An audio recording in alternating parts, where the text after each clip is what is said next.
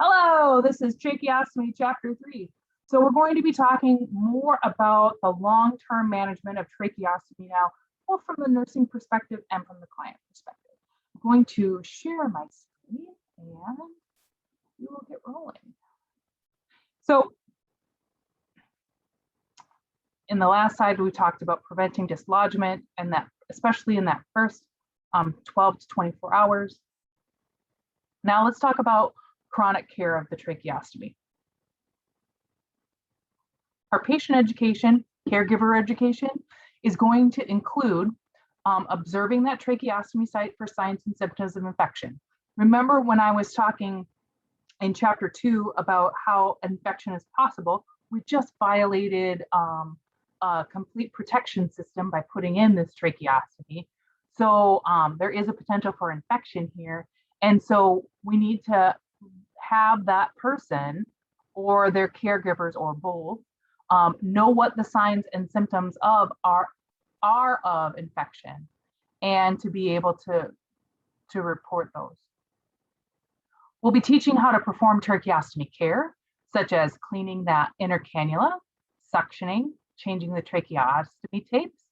All the 3 of these things can be done by the client with the help of a mirror.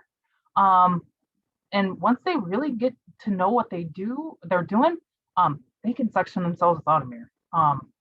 And changing the tracheostomy tapes usually is something that they can do after with some practice without a mirror as well. But you'll want to have a mirror available in the room just to help them see. The tube should be changed monthly after that first tube change. Remember, that first tube change is done by the provider. And then it can be done every 1 to 3 months.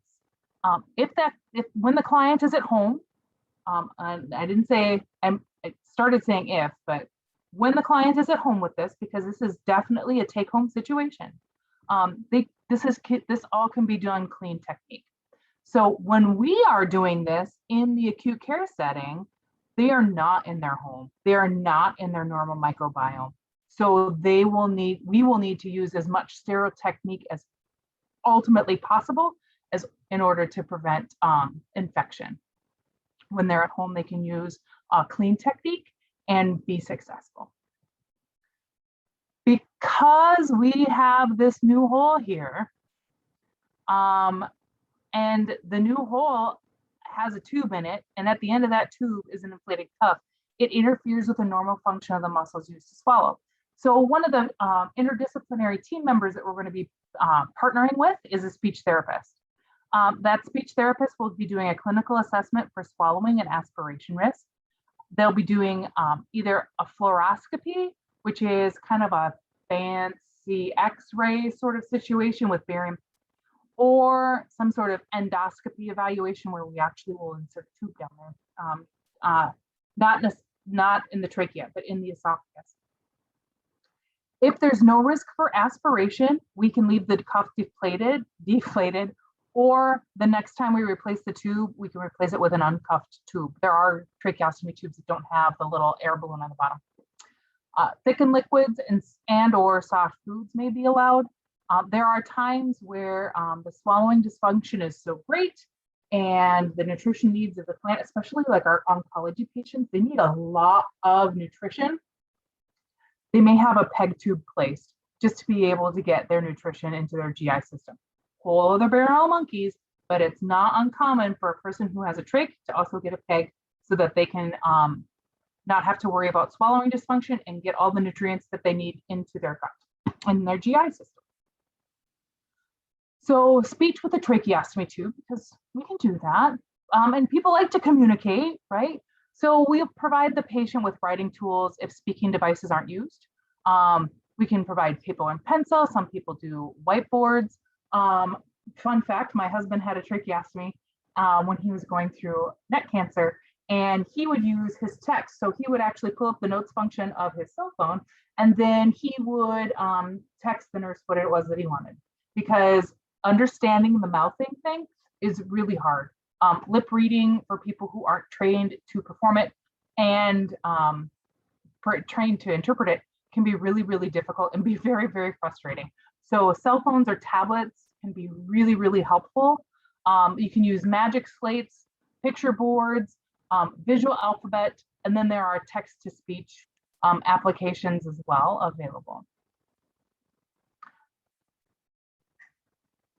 There are some techniques to promote speech.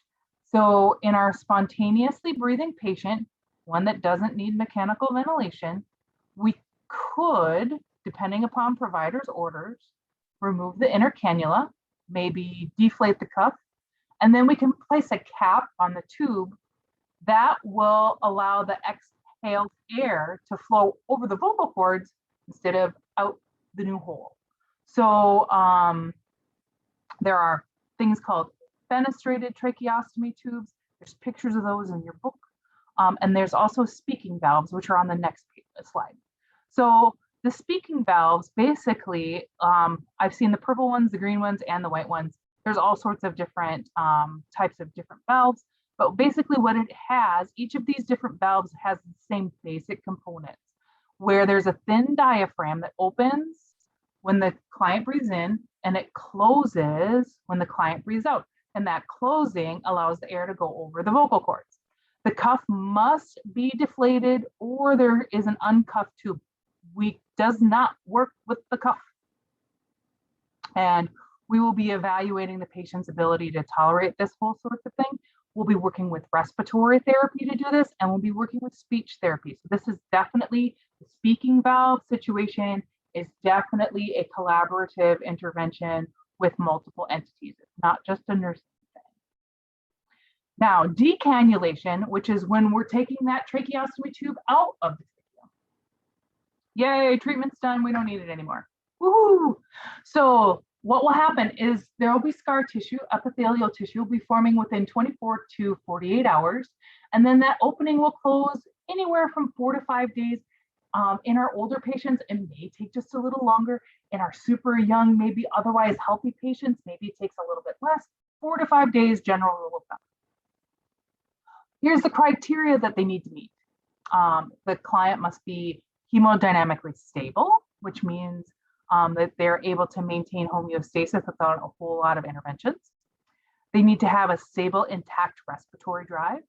They need to be able to adequately exchange their air, and they need to be independently able to haka loogie, otherwise known as expectorate, because there's no, we can't close off the opening that we're using for sputum.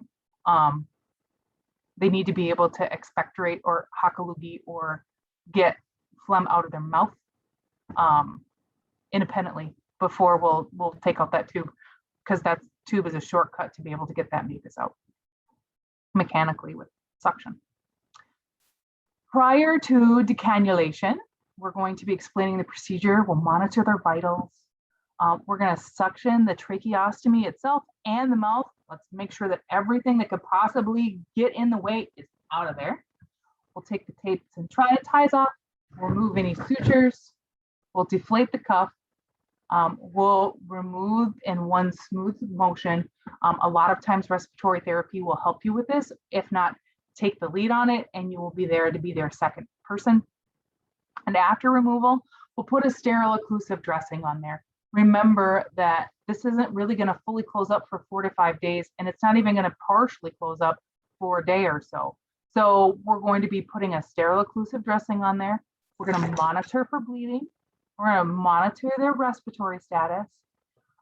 We may put them on nasal cannula or other alternate O2 devices.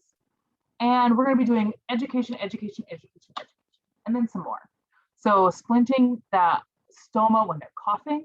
So if they need to independently expectorate some sputum, they need to be holding their hand on that area, because otherwise they could blow out the scar tissue that's been forming.